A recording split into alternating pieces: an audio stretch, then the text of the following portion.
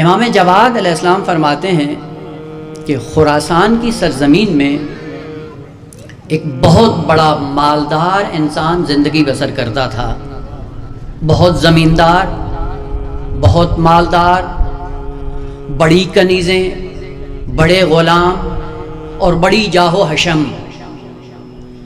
امام فرماتے ہیں کہ امام صادق علیہ السلام کے زمانے میں ایک کاروان قافلہ خراسان کی سرزمین سے مدینہ کی طرف گیا امام صادق علیہ السلام کی زیارت کے لیے۔ نقل کون کر رہے ہیں؟ امام معصوم۔ اور یہ کاروان خراسان سے چلا، مدینے پہنچا، مدینے پہنچ کر امام کی خدمت میں حاضر ہوا۔ وہاں پہ دیکھا کہ ایک انسان امام صادق علیہ السلام کی سواری کی خدمت میں مصروف تھا۔ وہ اس زمانے میں وہ جو گھوڑے ہوا کرتے تھے، آج کل کے زمانے میں آپ مرسڈیز سمجھ لیں، اس زمانے میں تیز رفتار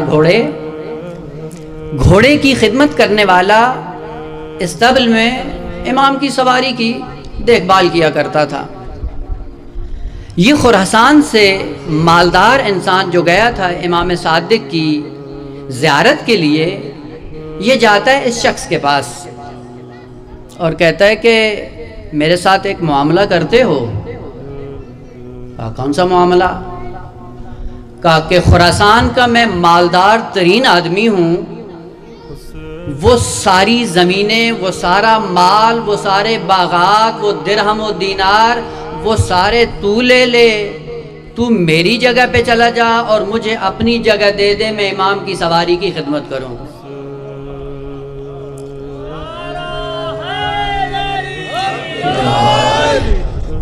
جب اس نے سنا تو ذہن میں آیا کہ بھائی بہت بڑی چیز ملنے والی ہے، اور بڑا چالاک بھی تھا۔ آیا امام صادق علیہ السلام کی خدمت میں،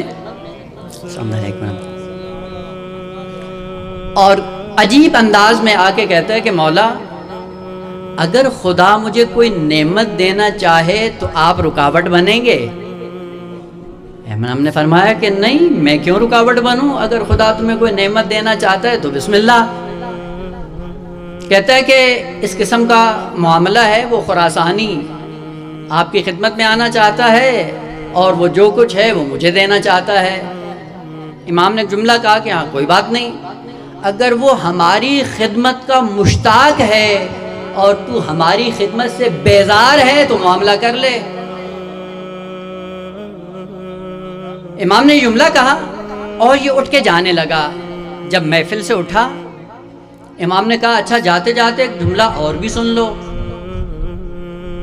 یاد رکھو قیامت کے دن جہاں ہم ہوں گے وہاں ہمارا خدمتگار ہوگا۔ یہ جملہ سنا اور چلتا گیا اور سارا راستہ سوچتا گیا کہ کیا کروں، لے لوں چھوڑ دوں، لے لوں چھوڑ دوں، اور آخر میں اس نے فیصلہ کیا اور خوب فیصلہ کیا کہ یہ معاملہ گھاٹے کا ہے، جو کچھ ملے گا وہ یہیں رہ جائے گا اور قیامت کے دن امام کی زیارت سے محروم ہو جاؤں گا۔ خراسانی سے کہتا ہے مجھے یہ معاملہ قبول نہیں۔